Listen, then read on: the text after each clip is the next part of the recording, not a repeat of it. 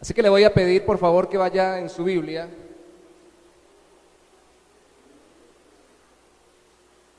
a Hechos de los Apóstoles, libro de los Hechos.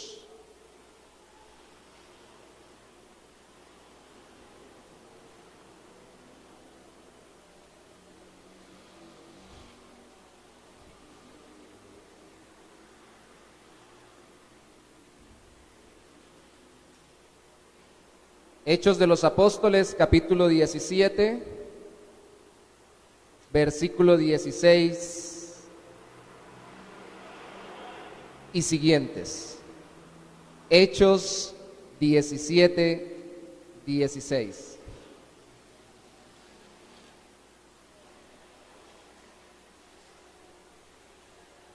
Teniendo su Biblia abierta allí, déjeme recordarle algo en esta mañana.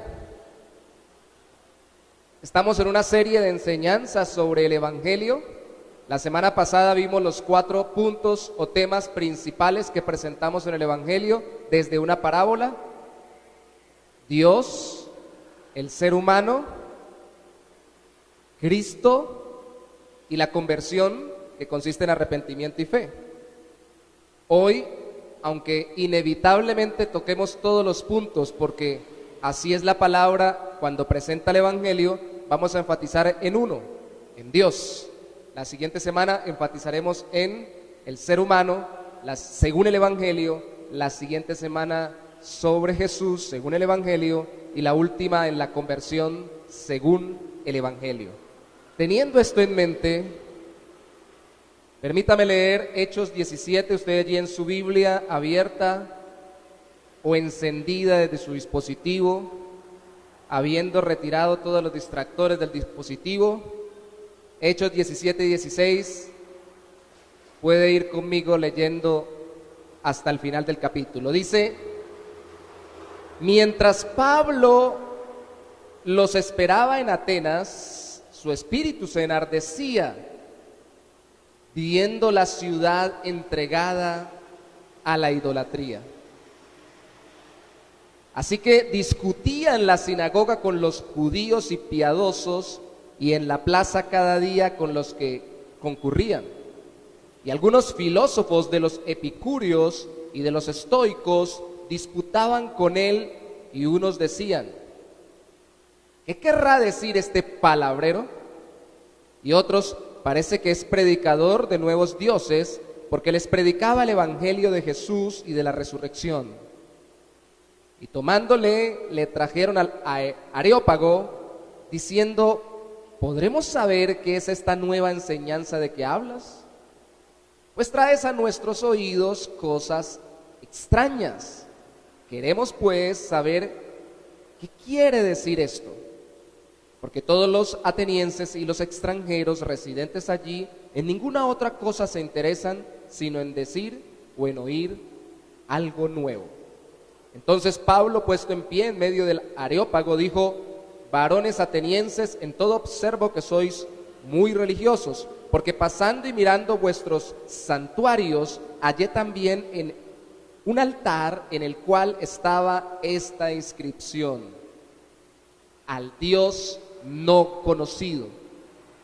Al que vosotros adoráis pues sin conocerle, es a quien yo os anuncio, el Dios que hizo el mundo y todas las cosas que en él hay, siendo Señor del cielo y de la tierra, no habita en templos hechos por manos humanas, ni es honrado por manos de hombres, como si necesitase de algo, pues Él es quien da a todos vida y aliento y todas las cosas.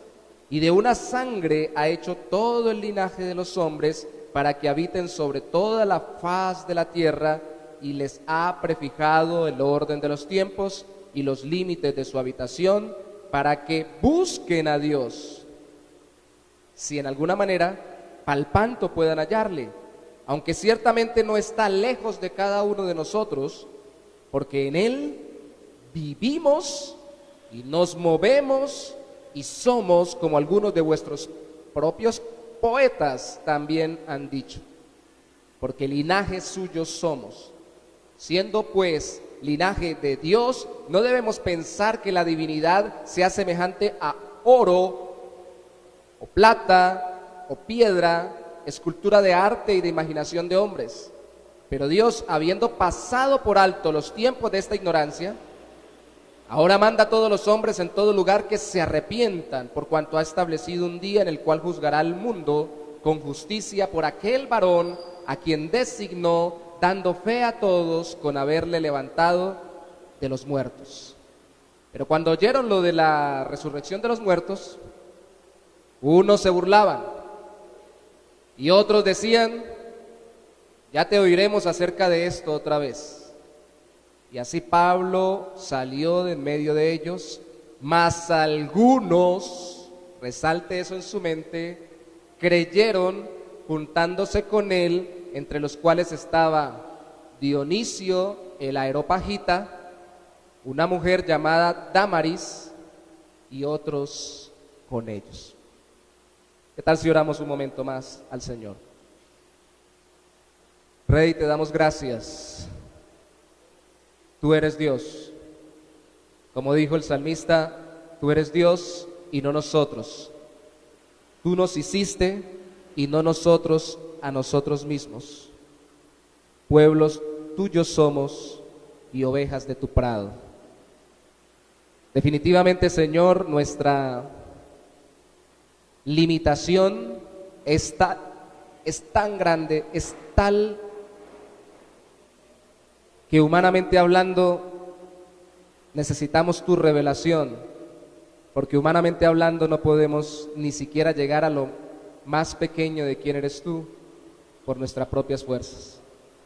Ayúdanos hoy, oh mi Rey, porque definitivamente en medio de la generación que nos ha tocado vivir, si algo está mal enseñado, si alguien está distorsionado y mal interpretado, ese eres tú.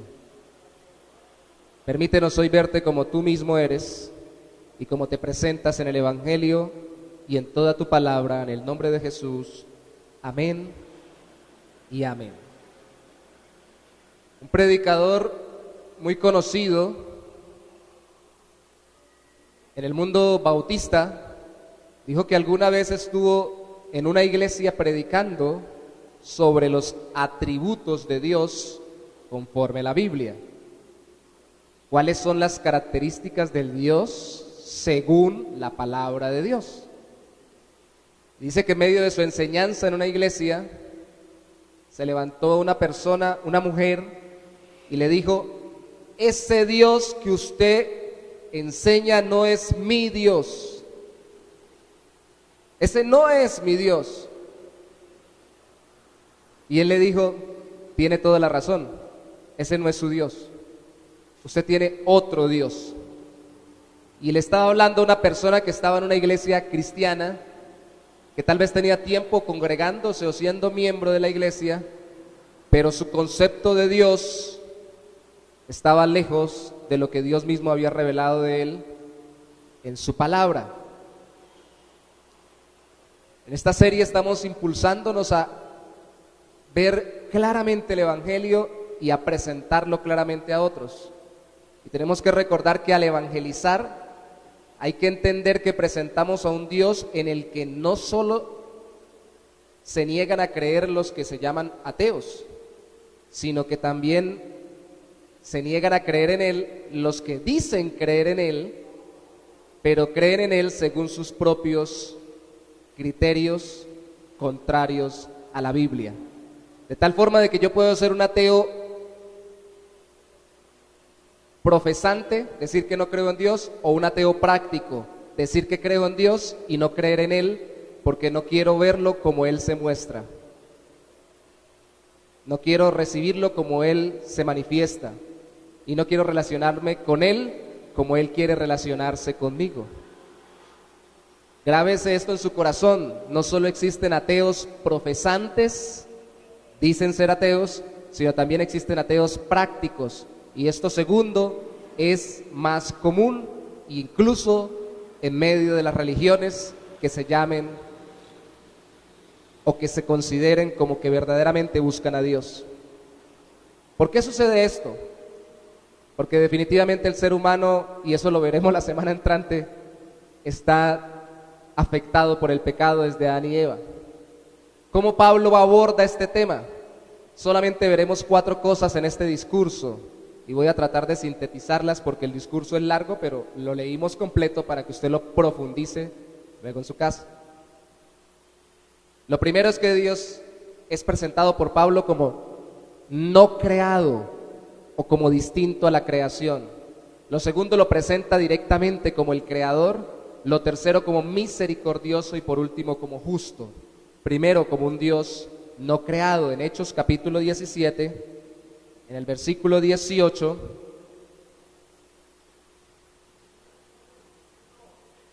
el apóstol nos dice en la segunda parte, o más bien el relator de Hechos, que es Lucas, nos dice que al apóstol le dijeron o pensaron de él que era predicador de nuevos dioses, porque les predicaba el evangelio de Jesús y de la resurrección.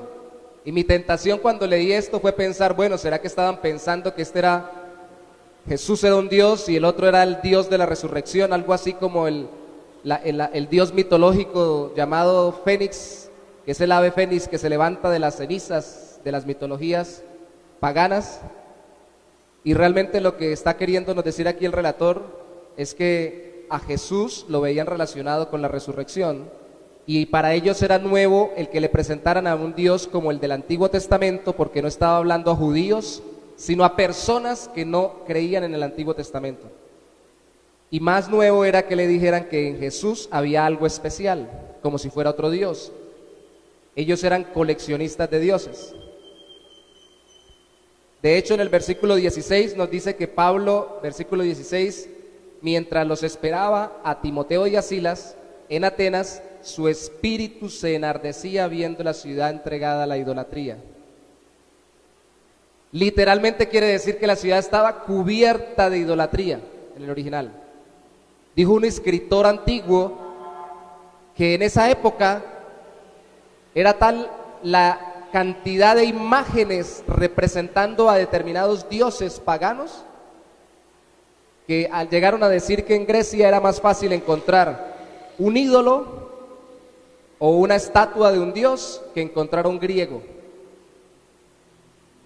Era más fácil encontrar una estatua de un ídolo que encontrar a un ciudadano de Grecia. Estaba Pablo en el centro de la civilización de esa época, en Atenas. ¿Por qué estaba allí? Si usted lee el capítulo 16, el capítulo 17, había pasado por Filipos, fundó una iglesia, lo encarcelaron, lo persiguieron junto con Timoteo y Silas, les tocó salir de allí, llegaron al capítulo 17 a Berea primero, vinieron los de Filipos y lo persiguieron allí, los judíos que no querían que predicara a Jesús, luego se fueron para Tesalónica, también lo persiguieron allí, entonces terminaron enviándolo a Atenas y lo dejaron allá solo mientras le acompañaban Timoteo y Silas. Y mientras estaba allí, dice la Biblia, él se enardecía al ver tanta idolatría.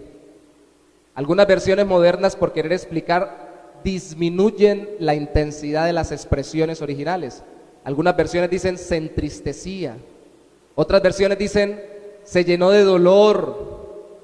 Hay una que me gusta mucho y se la recomiendo, que es la versión, se llama Nueva Traducción Viviente, que habla más como nosotros hablamos, es muy parafraseada, pero trata de guardar más el sentido original de las palabras. Y dice, se indignó profundamente.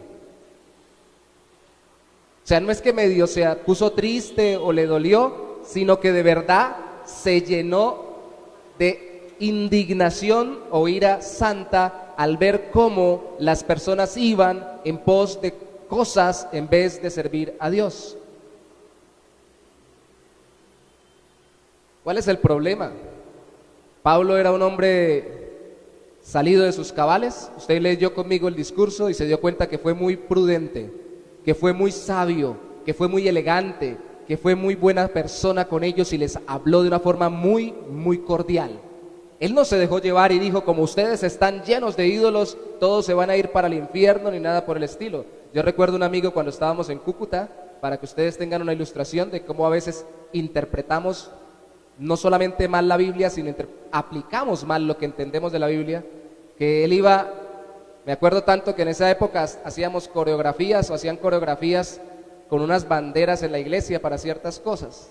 Entonces él cargaba una y vio una procesión que pasó y trató de meterle un banderazo a la estatua del santo que iba pasando, porque le parecía que había que tumbarla, que había que destruirla. Es cierto que la idolatría Dios la aborrece, pero por favor le pido que usted luego en su casa consulte 1 Corintios capítulo 8 y 1 Corintios capítulo 10 y se dará cuenta que en el capítulo 8 se nos dice a través del apóstol Pablo que los ídolos son nada en este mundo, son meras imágenes, representaciones de algo que el ser humano quiere tener en su mente. Pero también se nos dice que hay muchos dioses y señores en este mundo, que quiere decir que la gente tiene como dioses aquellos que no son Dios y lo representan con estas imágenes. Pero en el capítulo 10 se nos dice que lo que está detrás de esos ídolos y los que reciben la adoración son demonios. Y la palabra original que aparece allí es demonio, y es la palabra que solo en el Nuevo Testamento se traduce como dioses y no como demonios en este capítulo 17. La palabra griega demonios, porque los demonios eran pequeños dioses para las culturas paganas, para la cultura que cree en un solo Dios, como la judía, porque viene del Antiguo Testamento, y para los cristianos, los que no son dioses, lo que no es Dios y tienen capacidades como si fueran Dios, para nosotros son menos que Dios y obviamente son demonios o seres espirituales que o están al servicio de Dios como los ángeles, o demonios que están en contra de la voluntad de Dios. Y obviamente van a traer la adoración a aquellos que quieren desviarnos del Dios verdadero a través de ídolos, a través de imágenes, los demonios. Y usted pensará, pero entonces eran terribles esas personas. No, eran los más inteligentes. Eran la cúpula de la inteligencia del mundo antiguo. De hecho, Pablo va a citar más adelante a los filósofos materialistas y panteístas, a los epicúreos y a los estoicos. 3 siglos antes de Cristo eran la crema innata de los pensadores de la humanidad y al mismo tiempo eran tremendos idólatras y religiosos. Lo que demuestra que el hombre necesita idolatrar, porque el hombre necesita buscar a Dios, pero se desvía en su corazón por su pecado. En el versículo 18 nos dice: algunos filósofos de los epicúreos y de los estoicos disputaban con él, y unos decían: ¿qué querrá decir este palabrero? ¿Queremos más dioses? Los epicúreos fueron fundados por Epicuro, y los estoicos, si no estoy mal, por Zenón era el nombre, 3 siglos antes. Se fundaban escuelas de pensadores para buscar la explicación al mundo. Y usted dirá: ¿y eso qué tiene que ver con nosotros hoy en día? No somos muy distintos. Los epicúreos decían que lo importante era buscar el placer en la vida. Y obviamente no querían hablar de placeres desenfrenados en un principio. Los más elegantes e intelectuales hablaban de los placeres del alma, del corazón, la paz, o lo que le llaman la ataraxia, la serenidad, alcanzar la tranquilidad en esta vida.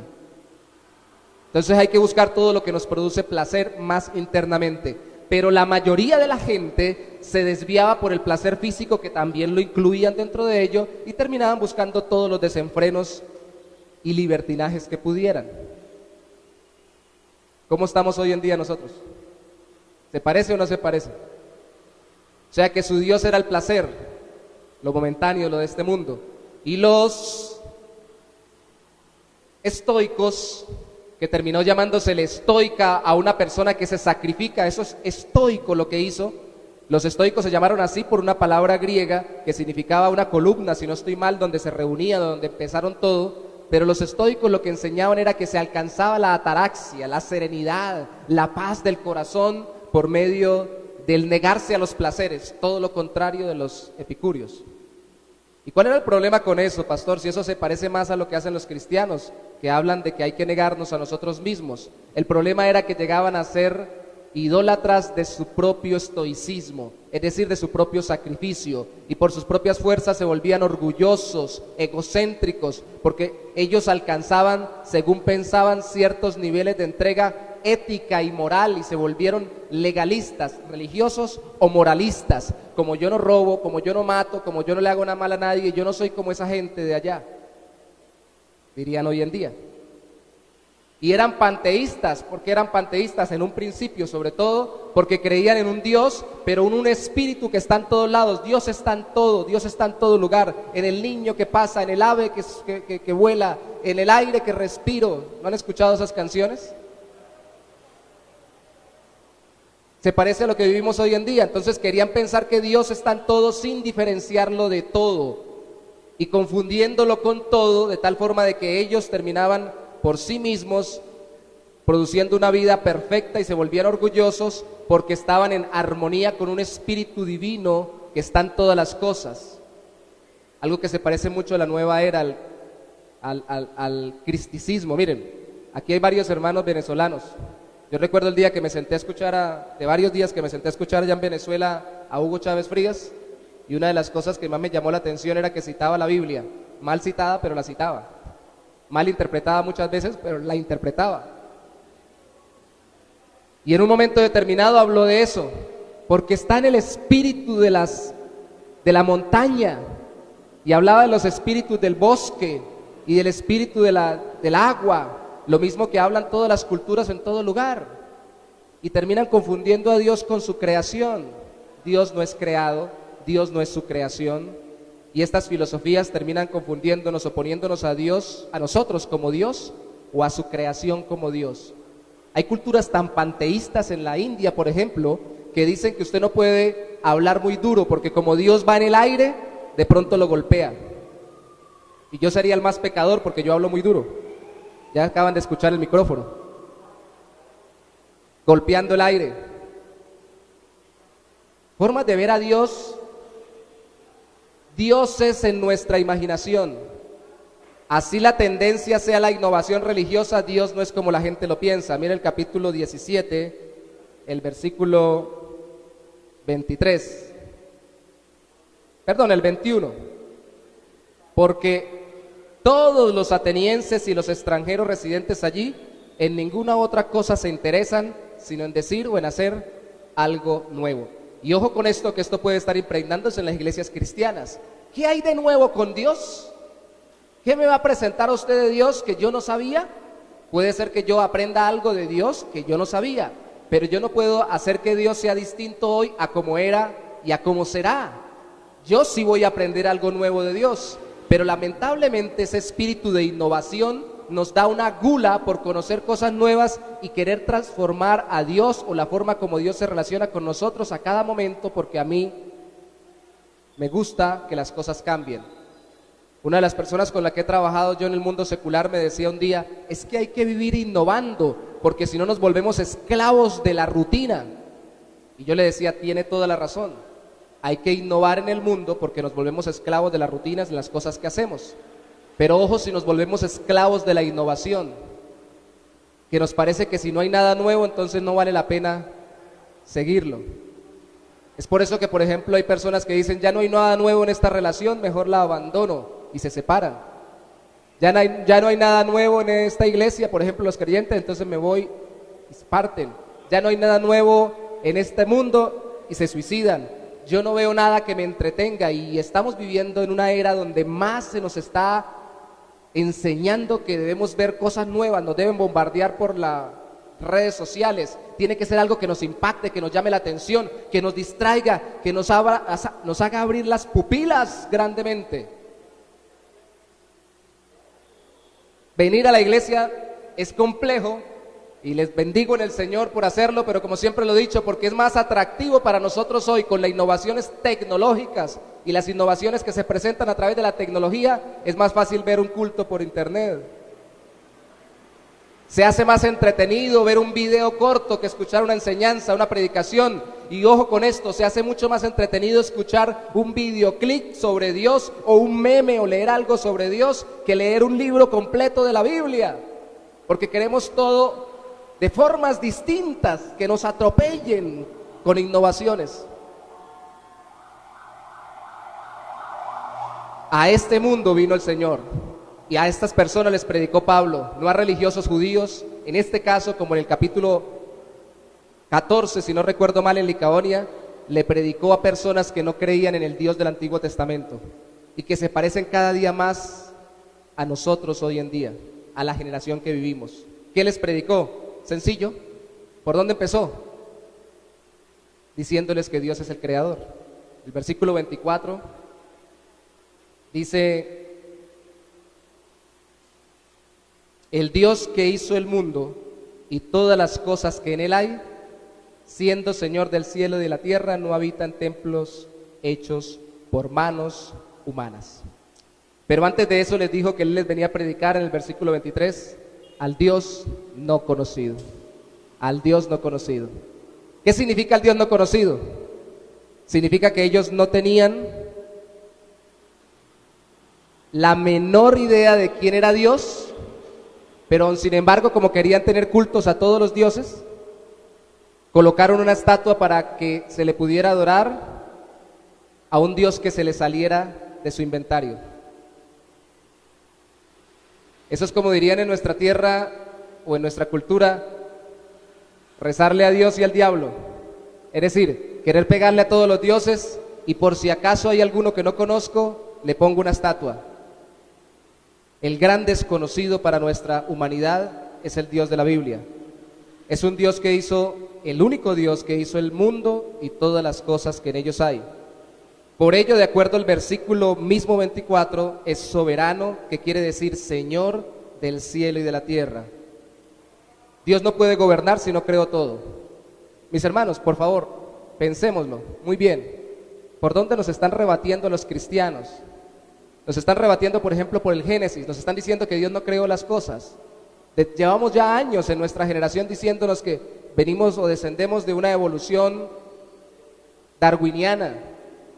Y si usted va a la escuela, al colegio, mi hijo va a presentar hoy el ICFES y usted va a presentar las pruebas de estado y va a hacer todo, usted tiene que decir exactamente lo que se le ha enseñado, aunque todavía sea teoría. Hay que debatirlo con las personas en lo humano y todo lo demás para argumentarles no solo desde la Biblia, sino desde un punto de vista lógico, como ellos quieren, sí, pero todavía siguen siendo teorías porque no lo han podido demostrar y no lo podrán demostrar, que descendemos de una evolución desde el mono o desde un ser unicelular o desde un Big Bang.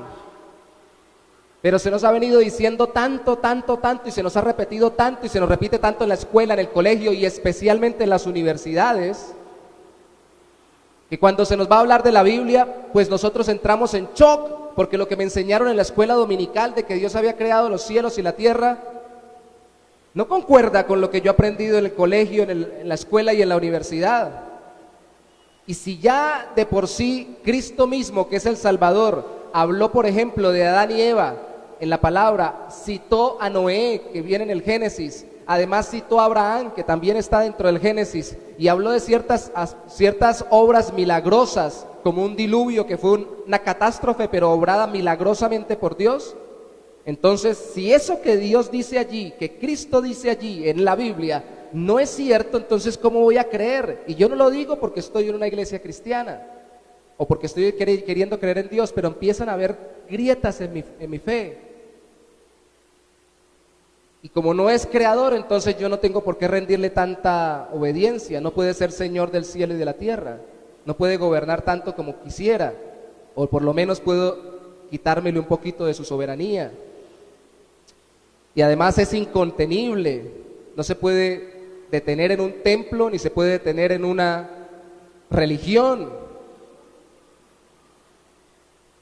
¿Por qué creemos que los judíos no creyeron en Cristo? Precisamente no creyeron en Cristo porque no querían que se les desbaratara su movimiento religioso. No querían que hubiera una conmoción en su forma como ya estaban sirviendo a Dios, y eso que creían en un Dios creador. Querían limitarlo a su templo, querían limitarlo a su templo, querían limitarlo a su lugar, querían limitarlo a su religión, querían cerrarle la posibilidad de que salvara gente fuera de su cultura judía, y eso que ya Dios lo había profetizado desde el Antiguo Testamento. Quieren encerrarlo en un templo.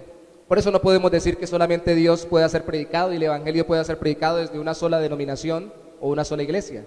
Esta no puede ser la única congregación cristiana donde se predique el Evangelio fielmente. Hay muchas más. Y no solamente la denominación bautista es una denominación donde pueda predicar el Evangelio, deben haber muchas más.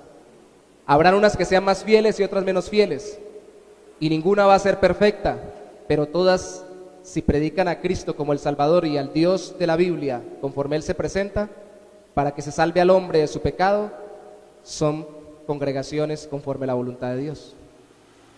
Entonces no lo podemos circundar, ahí mismo lo dice, pero ellos no tenían un templo para adorar a un solo Dios, sino para muchos dioses.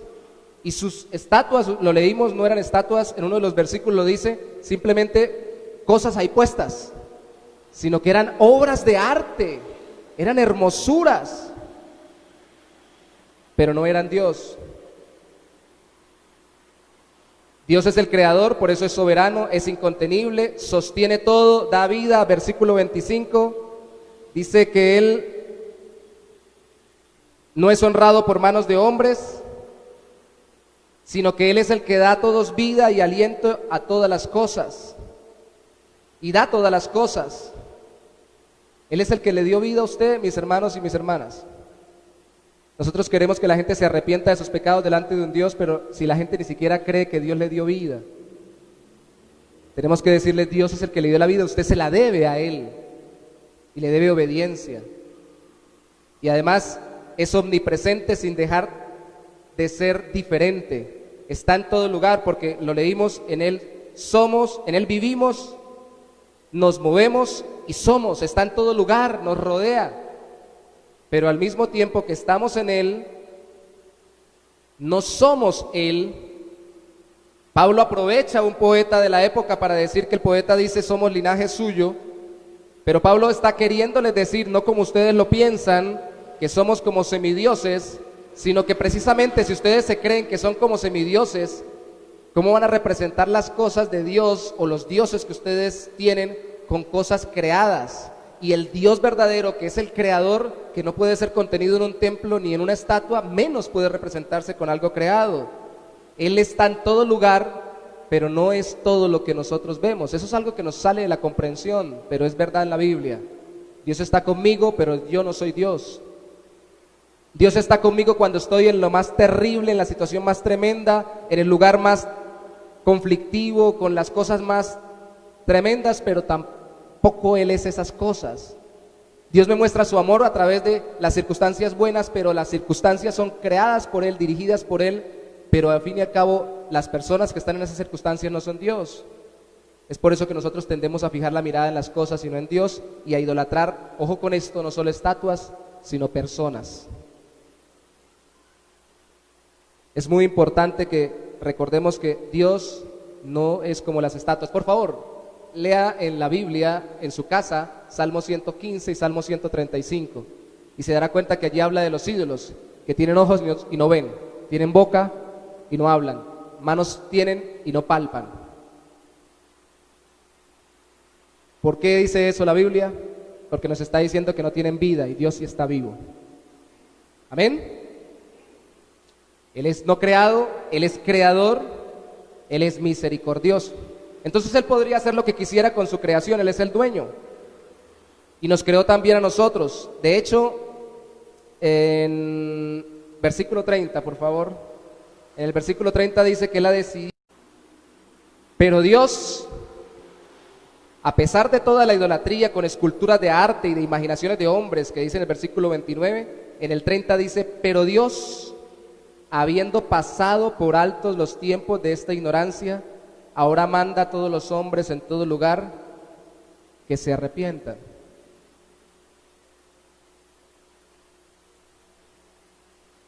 Dios es misericordioso porque pasa por alto. ¿Qué quiere decir eso? ¿Que a Él no le importa? Sí le importa, solo que soporta. Porque si no le importara, no mandaría que nos arrepintiéramos de lo malo que hacemos. Algunos pensamos que pasar por alto significa no importar. Entonces yo paso por alto el que alguien viole la chapa de la casa y trate de entrar, y porque yo no lo haya demandado, no le haya puesto ninguna queja oficialmente ante la ley, piensan que es que no me importa. No, sí me importa. Lo que pasa es que tengo misericordia y no quiero llevarlo hasta el juicio. Me estoy compadeciendo de la persona, estoy siendo paciente. Aquí cuando dice pasa por alto, por favor no entendamos que Dios es un Dios ajeno a la humanidad, eso es lo que otros piensan, Dios nos creó y nos soltó y miren a ver cómo funcionan solos. No, no, no, no. Dios está pendiente de nosotros y está al tanto de que estamos obrando mal, pero es misericordioso y es paciente. Cuando habló a Moisés y se le presentó junto con los mandamientos, le dijo que él era lento para la ira y grande en misericordia. Dice que él hace o visita la maldad de los que le aborrecen hasta la tercera y cuarta generación, pero también hace misericordia sobre millares de los que le aman. O sea que Dios es un Dios misericordioso, que no se acelera a juzgar. ¿Cuántos años tiene usted de vida? ¿Hace cuánto usted podría haber fallecido?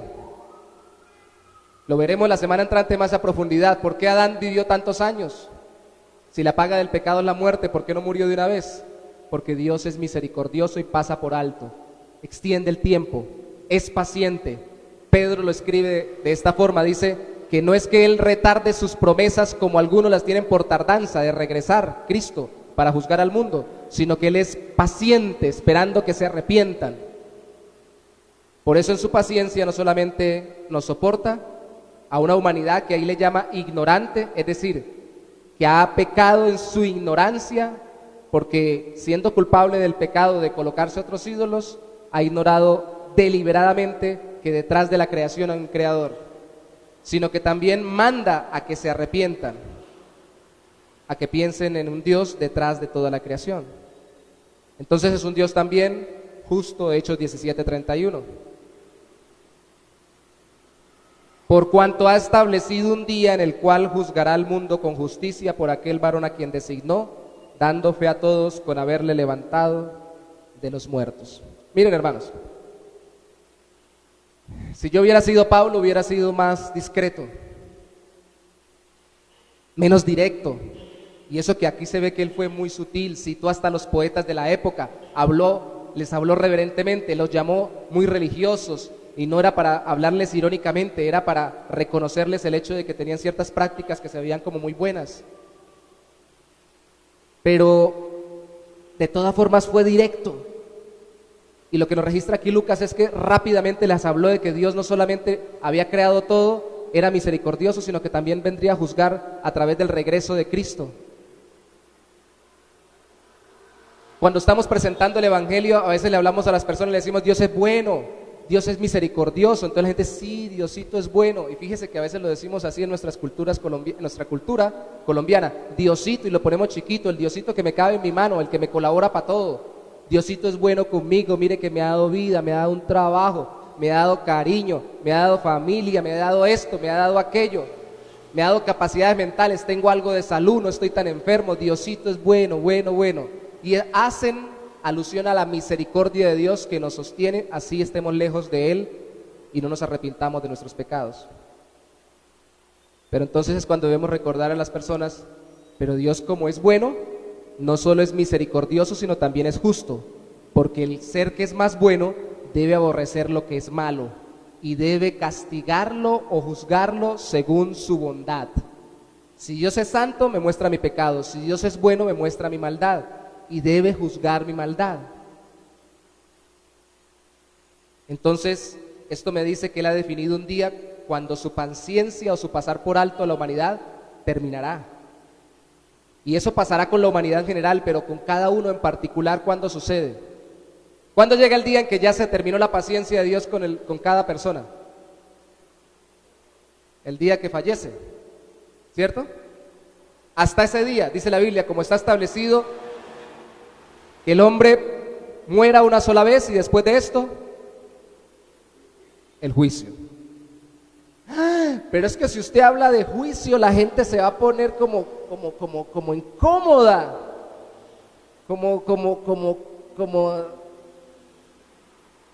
no le va a gustar a las personas que usted le diga que van a ser juzgadas.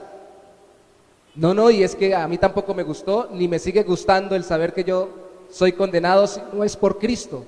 Yo quisiera salvarme a mí mismo en mi carnalidad, pero en la obra que Dios ha hecho en mi corazón me ha hecho entender por su palabra que yo no me puedo salvar y que Él más bien, en vez de juzgarme, me ha perdonado en Cristo. Pero ojo, no ha pasado por alto el juicio que tenía que hacer sobre mí. para que yo no sea juzgado cuando Cristo venga, porque Él será el que juzgue la humanidad de acuerdo a este versículo. ¿Qué pasó con mi pecado? Si Dios es justo y tenía que juzgar mi pecado, ¿dónde lo juzgó? En la cruz del Calvario, lo juzgó en Cristo. Si usted quiere ver la misericordia de Dios, tan grande como es, mire a Cristo en la cruz del Calvario, tan misericordioso, Dios que nos perdonó por medio de su Hijo. Pero si quiere ver la justicia de Dios tan grande como es, mire a Cristo en el Calvario. Tan justo es Dios que juzgó nuestro pecado en Cristo. No vino a hacer Él un alarde de sacrificio, Él vino a pagar la deuda por nosotros. Y por eso les decía que aunque esté centrándome más en este mensaje como Pablo, en quién es Dios, al final terminamos hablando de quién es el ser humano, quién es Cristo y cómo debo arrepentirme y confiar en Él para la salvación de mis pecados.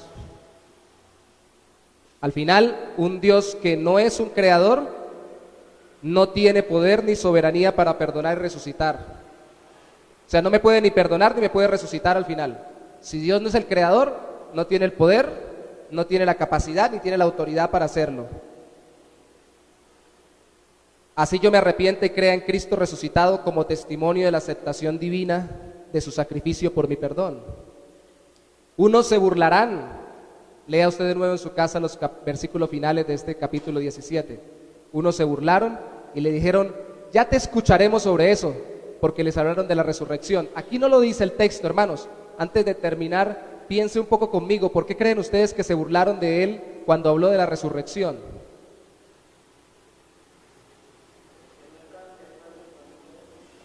No estaban de acuerdo. ¿Y saben lo que se deduce del texto de por qué no estaban de acuerdo? Porque recuerde que ellos eran de tendencia materialista y panteísta. Su necesidad era sentirse bien y lograr la paz en este mundo, en este tiempo. No les importaba si más allá de la muerte había algo o no. Se centran acá. La resurrección nos pone la mirada más allá de la muerte, más allá de esta vida. Y créame que cuando uno habla esto, definitivamente tiene que saber que es el Espíritu Santo el que actúa en los corazones, porque cuando yo predico el Evangelio tengo que recordarle a la gente que habrá un juicio cuando venga Cristo, pero si no están aquí cuando Cristo regrese, cuando mueran van a ser juzgados después de muertos y no van a resucitar eternamente con Él para tener una vida eterna con Él resucitados.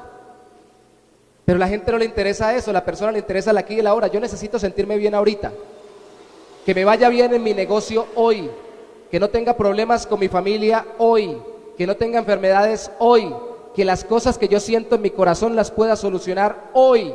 Este tiempo, esta vida, no me hable de vida eterna. Nos damos cuenta por qué se vuelve tan difícil para hoy, para el ser humano de hoy predicar, cuando estamos tan metidos en lo temporal, en el aquí y en el ahora, porque estamos bombardeados por esa necesidad de cosas nuevas para sentirnos bien aquí y ahora. Definitivamente necesitamos la obra del Espíritu Santo, porque la mayoría de gente se burla por eso. Ah, sí, Dios, ah, sí, más allá, ah, sí, cuando me muera. ¿Y usted qué sabe qué pasará cuando se muera? ¿Y usted qué sabe si va a haber resurrección? ¿Y usted qué sabe si Cristo está a la diestra del Padre, como dice la Biblia? ¿Y usted qué sabe? ¿Y usted qué sabe? ¿Usted se murió y volvió? ¿Usted fue al...? Estemos listos, porque va a pasar. Se van a burlar, se van a ir, y algunos hasta nos van a querer ofender. Dios quiera no, pero podría pasar hasta dañar por predicar este evangelio. Pero no nos preocupemos, porque otros se van a convencer por la obra del Espíritu Santo. Recuerde que la Biblia dice que el que convence de pecado, de justicia y de juicio es el Espíritu Santo de Dios. Y a pesar de las filosofías que le hayan enseñado, miren hermanos, yo he visto nacer de nuevo, confiando en Cristo como Salvador, a gente llena hasta la tapa de libros de filosofías mundanas, viejas, presentes, de todo tipo, de las más intrincadas, de las más enredadas, de las cosas más tremendas que hayan tenido en su mente y en su corazón, y los he visto nacer de nuevo por la obra del Espíritu Santo. ¿Sabe quién se convirtió aquí? De todos esos, el Areópago era el lugar donde se publicaban las filosofías de la época. Era la meca, el culmen, lo más grande de la cultura de la época. Y precisamente se convierte uno que laboraba allí o que se la pasaba allí, Dionisio el Areopagita. Dice el versículo 34, mas algunos creyeron, juntándose con él, entre los cuales estaba Dionisio el Areopagita, una mujer llamada Dámaris y otros con ellos. Nosotros le decimos Damaris, pero ahí dice Dámaris, con tilde en la primera A. Y son nombres griegos, las personas que usted menos se imagina, porque la obra la hace el Espíritu de Dios. Pablo les dio razones claras, una presentación lógica, pero Pablo les presentó el Evangelio desde un Dios creador hasta un Cristo salvador, pasando por un hombre pecador y llamándolos al arrepentimiento y a la fe. Solo lo presentó y por lo menos estos se convirtieron. Preferimos que así suceda a que los muchos vengan por engaño o manipulación, porque cuando es así, los que Dios ha destinado para vida eterna, como le pasó a esta gente, creerán, y escuche lo que dice ahí, el verso 34, creyeron y juntándose con él, se juntarán. ¿Sabe por qué bregamos tanto para que la gente se una con nosotros a caminar en una iglesia o con el Señor?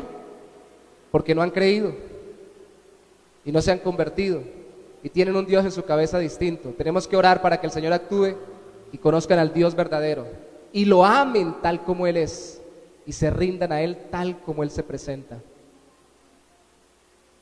Permítame decirle algo al final de aplicación.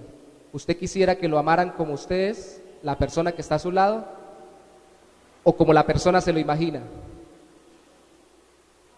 ¿Ustedes quieren que la gente lo amen como ustedes son, o como la gente quiere que ustedes sean? Si eso es cierto de nosotros que somos imperfectos, más Dios es digno de que le amemos tal y como Él es y como Él se presenta. Un Dios así es un Dios que es digno y que llena el corazón, satisface el alma, da seguridad al creyente y obviamente reta y pone a temblar a todo aquel que no se quiera rendir a sus pies. ¿Qué tal si nos ponemos sobre nuestros pies hablando de pies? Padre, te damos gracias en esta mañana por permitirnos venir delante de tu presencia, reconocer que tú eres Dios creador, misericordioso y justo, santo, lento para la ira y grande en misericordia. Ayúdanos hoy, oh Santo Señor, a confiar en ti conforme tu palabra lo enseña y permítenos, oh Dios, entender que tú eres el Dios verdadero, el Dios vivo, el Padre del Señor Jesucristo, uno junto con Él y con el Espíritu Santo, aquel que nos perdona en Cristo y que ha juzgado nuestros pecados en Cristo, para que nuestro corazón sea lleno, nuestra vida sea transformada y realmente nosotros podamos vivir para la gloria de tu nombre. En Cristo Jesús te damos gracias. Amén.